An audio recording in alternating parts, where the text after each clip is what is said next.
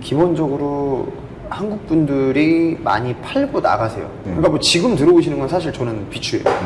뭔가 좀 그래도 장기적으로 10년 혹은 내가 여기서 앞으로 장기적으로 10년 이상 살 거다 라고 하는 사람은 제가 볼 땐 지금이 마지막 타이밍이라고 봐요.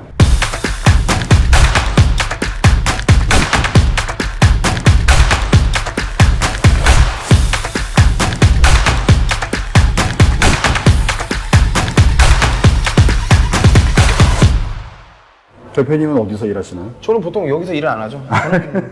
저는 제 자리가 왜 없죠. 네. 그냥 일 있는 곳에 가시는 걸로? 그죠. 네, 상담하고. 네. 제가 뭐 컴퓨터 앞에서 있을 이유가 거의 없으니까. 네. 여기 잠깐 앉아 있을까요, 제가? 네. 전체적으로 현재 호지민 부동산 시장은 어떻습니까? 코로나 이후의 상황을 한번 쭉 진단을 해주시고.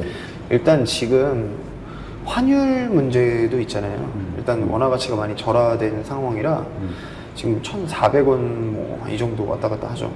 그러다 보니까 기본적으로 한국 분들이 많이 팔고 나가세요. 차익 실현의 타이밍이다. 네. 앞서 투자하신 분들이. 그렇죠. 네. 그러니까 뭐 지금 들어오시는 건 사실 저는 비추예요.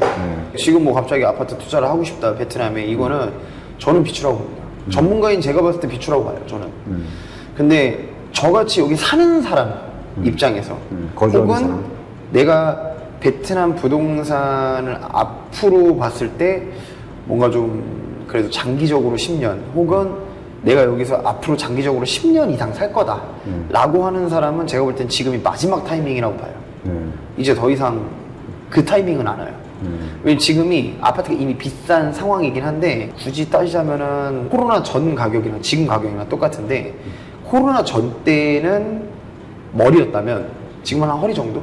같은 가격이지만 인플레이션도 있고 하다 보니까 그래서 저라면은 지금 투자하는 게 여기 사는 사람 입장에서 혹은 내가 한 10년 정도 거주를 할 거다 그래서 여기서 내가 월세를 뭐 내는 게 좀 아깝다 라고 하면은 저라면은 사는 게 맞다고 봐요. 그게 마지막 기회다. 뭔가 옛날처럼 뭔가 베트남 막 이래가지고 딱 투자하고 막 2배, 3배 뛴 다음에 딱 가져가고 이런 거는 저는 지금은 비추고 내가 월세가 아까워서 그냥 여기서 좀 살 집을 마련을 해놓는 게 좋겠다라고 하시면은 그건 나쁘지 않고요. 그러면 앞서 투자하신 분들이 지금 환율도 좋고 해서 이중으로 이제 수익을 거둘 수 있다 해서 이제 차익 실현선에서 매도를 할 때 그 물량을 요즘은 로컬 분들이 많이 사시나요? 네, 베트남 분들이 거의 99%? 그러니까 저는 이 시장이 10년 전에 생각했던 시장이긴 해요. 베트남 사람들이 매수세가 있어줘야 아파트 값이 올라간다. 그렇죠. 네. 이전 유튜브부터 제가 계속 얘기를 했는데 근데 이게 저는 한 2025년에서 한 30년 정도? 진짜 빠르면 25년? 진짜 늦으면 한 30년 정도 생각했거든요. 지금 25년이잖아요. 24년부터 딱 그랬어요. 그러니까 제가 봤을 땐 제가 생각했던 그거랑 비슷하게 가는 것 같아요. 전체적인 뭐 스토리가. 자, 그러면 올해 예를 들면 어떤 분양 물량이 뭐 나오는 게 있는지 혹시 호지민을 기준으로 정부 차원에서 말씀을 드리자면은 임페리아 건너편에 새로 생기는 아파트가 있어요. 그런 것들이나 아니면 뭐 글로벌 시티 같은 아파트. 그 어디 있는 거예요, 글로벌 시티? 어디라고 말씀을 드려야 될까요? 군으로 1군. 군으로 2군이에요. 군으로 2군이고 붕따오 가는 쪽. 이제 거기가 이제 최고의 위치가 되지 않을까. 아마 한국 지역으로 굳이 표현을 하자면 잠실 정도 될 것 같고. 제가 봤을 때 아무래도 2군 지역이 이제 서울로 따지면 강남 개발처럼 계속 개발이 되고 있는 곳이기 때문에 그죠? 강남이죠. 네, 2군이 신도시고. 주목할 곳은 아무래도 뭐 신규 분양하든 뭘 하든 네, 2군 네, 중심으로 보는 게 좋다. 당연하죠. 그거는 제가 봤을 때 불변의 법칙이라고 볼 수 있습니다. 저는 이제 개인적으로 궁금한 게 저 비놈 센트럴 파크 아파트 최초 분양할 때 가장 대단지면서 가장 뭐 가격도 비싸면서 뭐 호지민에서 좀 산다는 사람들도 많이 사고 한국 분들도 많이 샀잖아요. 맞아. 지금 현재 시세가 어떻게 되고 지금 현재 시세가 제일 싼 게 스퀘어미터당 8천만 동. 제일 비싼 게 스퀘어미터당 1억 동 정도 돼요. 그러면은 어느 정도 올랐다고 봐야 돼요? 분양했을 때 초창기 대비 제일 싼 걸로 기준으로 하면 딱 2배 올랐죠. 딱 2배. 네. 그러니까 한 6, 7년 만에 2배 올랐다. 네. 가끔 이제 보도 내용을 보면 좀 너무 급등했다 뭐 이런 얘기도 있긴 하지만 이 호지민의 시민들이나 일반 분위기는 어떻게 평가를 해? 막 서울에서는 막 조금 올라면 막 난리 나잖아요. 막. 사실 한국에 비하면 많이 올라간 건 아니죠. 같은 시기 대비. 근데 여기가 이제 개발을 하고 있는 나라잖아요.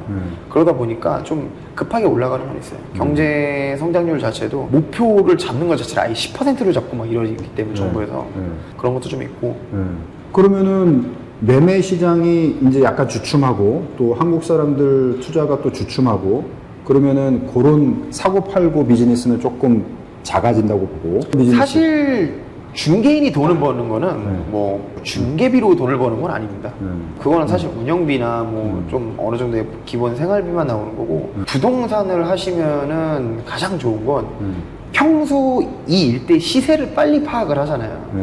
근데 급매로 나오는 것들이 있어요. 그 급매로 나오는 것들을 누구보다도 빨리 잡을 수가 있다는 거. 그 정보를 빨리 알 수 있다는 거.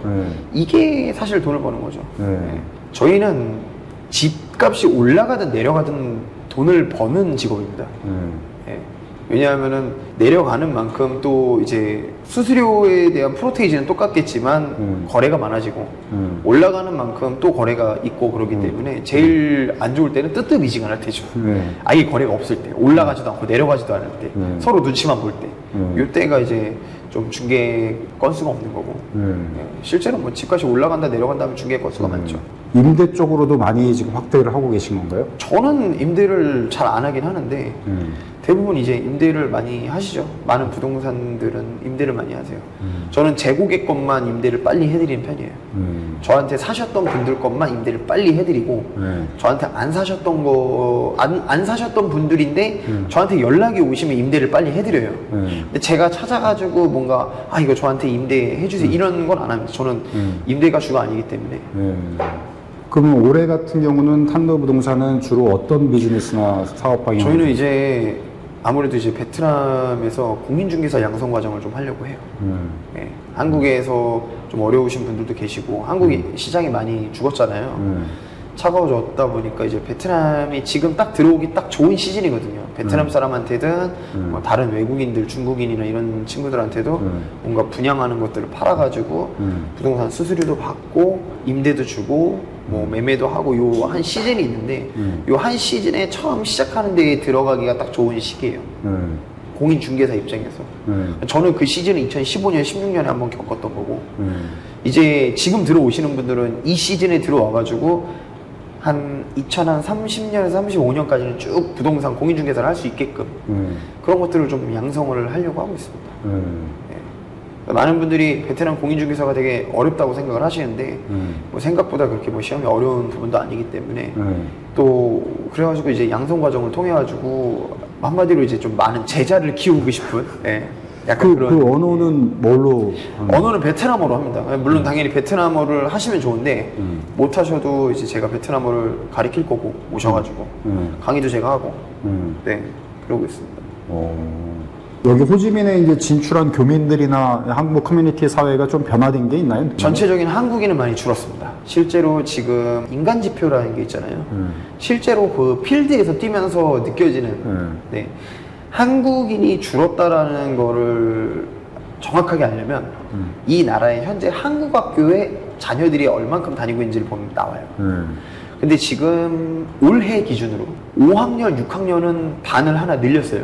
타 국제학교에서 들어오는 친구들이 많이 있으니까, 전학을 오는 친구들이 많이 있으니까. 근데 신입생 1학년, 2학년 친구들은 반을 하나 줄였습니다. 그렇기 때문에 지금 한국인들이 계속 줄고 있는 상황이에요. 그리고 줄였는데도 지금 미달이 되고 있는 상황이고. 그래서 제가 볼 때는 앞으로도 한국인들이 그렇게 많이 올 거라고는 생각은 안 해요. 지금 이 상태에서 더 이상 늘 것 같진 않고 이미 인건비도 많이 비싸졌고 베트남이라는 나라가 옛날처럼 막 와 싸다 이럴 건 아니에요. 그러다 보니까 좀 많이 줄었고 앞으로는 좀 전자 쪽 생산이 좀 많이 늘 것 같고 계속해서 아무래도 전자는 인건비도 뭐 중요하지만 기계가 좀 더 많이 들어오는 편이잖아요. 설비가 많이 들어오다 보니까 제가 봤을 때는 앞으로도 이 정도가 마지노선이지 않을까. 한국인의 교민 숫자는. 네.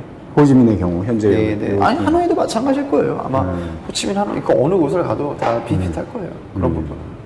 다른 특별히 더 덧붙이고 싶은 말씀 있으신가요? 저는 항상 그래요. 베트남에 제가 1년에 한 상담 한 2,000명 정도 하는데 그 중에서 한 1,000명은 부동산 상담, 임대, 매매 뭐 이런 것들이고 한 500명은 한 5천만 원 정도 있는데 제가 뭐 한 1억 정도 있는데 베트남에 와서 뭐 하면 될까요? 이런 상담을 많이 해요. 그걸 알면 제가 했죠. 네. 그러니까 그런 거보다는 일단 오시면 저는 베트남 말을 먼저 배우는 게 맞다고 생각을 해요. 미국에 가면은 당연히 영어를 해야지만 살 수 있겠다라는 생각을 당연히 갖고 있잖아요. 누구든지. 근데 미국에 가서 나 통역 쓸 거야 이런 사람 없단 말이에요 거의. 일본에 가도 당연히 아 내가 일어를 해야지라는 생각을 갖고 있고. 근데 베트남에 오면은 당연히 베트남어를 해야지라는 생각을 안 가지고 계세요. 많은 분들이. 그냥 베트남어 뭐 통역 싸니까 그냥 통역 구하면 되겠지라고 생각하는데 한국말도 서로가 얘기를 하다 보면 와전이 되고 전달이 되면 와전이 되는데 베트남어는 되게 어려운 언어거든요. 그거를 하실 수 있어야 여기서 보는 눈이 달라지고 시야가 넓어집니다, 확실히. 네. 알겠습니다. 네. 감사합니다.